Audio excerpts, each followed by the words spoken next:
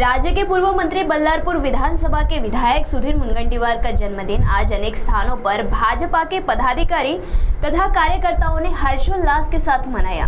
विधायक सुधीर मुनगंटीवार के जन्मदिन के अवसर पर अनेक जन कल्याणकारी उपक्रम लिए गए।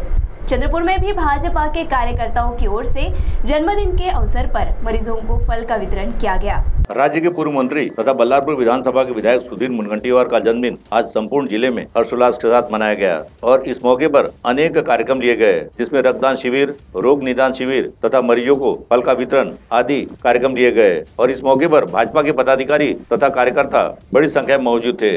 वहीं चंद्रपुर में भी विधायक सुधीर मुनगंटीवार का जन्मदिन हर्षोल्लास के साथ मनाया गया और इस मौके पर भाजपा के पदाधिकारियों में पूर्व उप महापौर संदीप बावारी के साथ भाजपा के संजय कंचलवार, विशाल निम्बाड़कर आदि उपस्थित थे और इस मौके पर सभी ने जिला सरकारी रुग्णालय में मरीजों को फल का वितरण किया। इस दौरान सभी ने विधायक सुधीर मुनगंटीवार के दीर्घायु आयुष्य के लिए कामना की। तो आइए सुनते इस मौके पर पूर्व नगर सेवक विशाल निम्बाड़कर ने क्या कहा।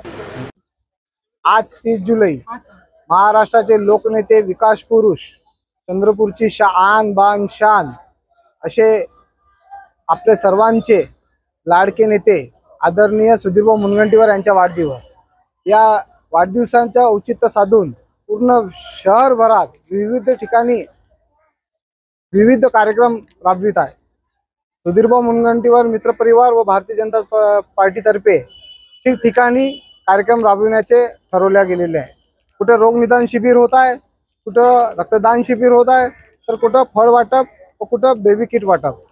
याच प्रकारे जिल्हा सामान्य रुग्णालयात बेबी किट वाटप व फळ वाटपचं आयोजन करण्यात आलेले आहे। मी आदरणीय सुधीरभाऊ मुनगंटीवार यांना दीर्घ आयुष्यासाठी माता महाकालचरणी प्रार्थना करतो व असा नेता नेहमी सदैव आमच्यासाठी 24 तास उपलब्ध असणारा नेता, सदैव आमच्यासाठी तयार असणारा नेता आम्ही माता महाकाली चरणी अशी प्रार्थना करतो की नेहमी त्यांना उदंड आयुष्य देव आणि ईश्वरचरणी प्रार्थना करतो की त्यांनी सातत्याने जो विकासाचा धडा नेहमी विधानसभेत करत असते ते सातत्याने सुरू ठेवावं अशी मी माताचरणी प्रार्थना करतो। CTV के लिए वैभव यारकर की रिपोर्ट।